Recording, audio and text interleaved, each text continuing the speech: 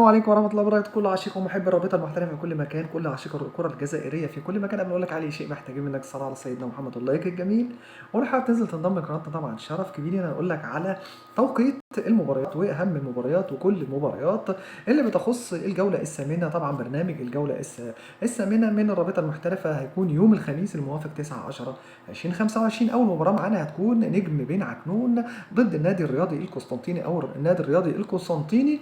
في طبعا يعني كده تاني مباراه يوم الخميس 9/10 2025 هتكون شبيبه القبائل ضد نادي اتحاد خنشله. طبعا يوم الخميس 9/10 2025 حتى الان لم يتم طبعا التطرق لتوقيت المباراه طبعا لظروف المناخيه وظروف التوقيتات. طبعا مولوديه الوهران تلاقي شبيبه الثوره في تمام الساعه ايضا هتكون السادسه مساء مؤقتا. وايضا المباراه اللي هتكون يوم الخميس الموافق 9/10 2025 مباراه مولوديه الجزائر ضد نادي اتلتيكو برادو. وايضا شباب بلوزداد ضد نادي الوفاق سطيف في الجوله الثامنه. ترجي مستغنم ضد اولمبي الشلف ان شاء الله في الجوله الثامنه. اتحاد الجزائر ضد مستقبل الرويسات ايضا في الجوله الثامنه في السادسه مساء.